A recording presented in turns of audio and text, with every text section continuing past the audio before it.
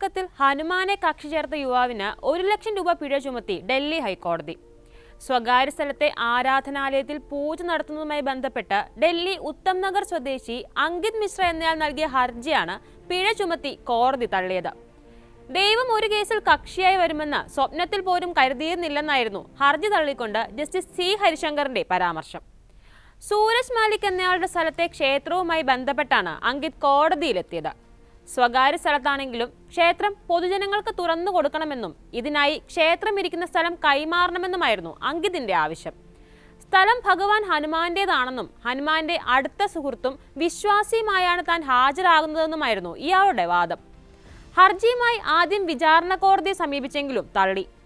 മലിക്കിന്റെ ഉടമസ്ഥതയിൽ സ്വകാര്യ സ്ഥലത്താണ് ക്ഷേത്രം ഇരിക്കുന്നതെന്നും ക്ഷേത്രം അവിടെയുണ്ട് എന്ന ഒറ്റ കാരണത്താൽ അദ്ദേഹത്തിന്റെ ഉടമസ്ഥത തള്ളിക്കളയാനാവില്ലെന്നുമായിരുന്നു വിചാരണ കോടതിയുടെ വിധി.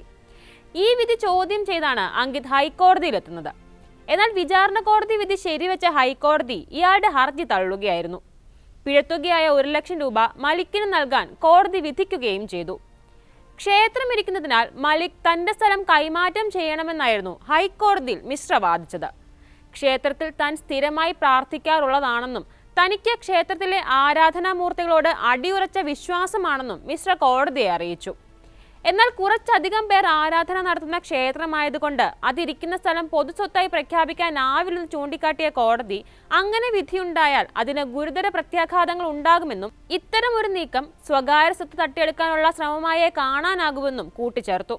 ഒരാളുടെ സ്ഥലത്ത് അതിക്രമിച്ച് കയറി അവിടെ ഒരു ക്ഷേത്രം പണിത് പൊതുജനങ്ങൾക്ക് ആരാധന നടത്താൻ അത് തുറന്നുകൊടുത്തത് സ്വകാര്യ സ്വത്ത് കൈയടക്കിയത് തന്നെയാണ്. അത്തരം സംഭവങ്ങൾ അനുവദിച്ചു കൊടുക്കുന്നത് നീതിന്യായ വ്യവസ്ഥയുടെ ശവമഞ്ചത്തിൽ അവസാനത്തെ ആണിയടിക്കുന്നതിന് തുല്യമായിരിക്കും. മിശ്രയുടെ ഹർജി തള്ളി ജസ്റ്റിസ് ഹരിശങ്കർ പറഞ്ഞു. സ്ഥലം കൈമാറാനാവില്ലെന്നറിയിച്ച സൂരജ് മലിക് വിചാരണ കോടതിയിൽ തന്നെ ഹർജി സമർപ്പിച്ചിരുന്നു.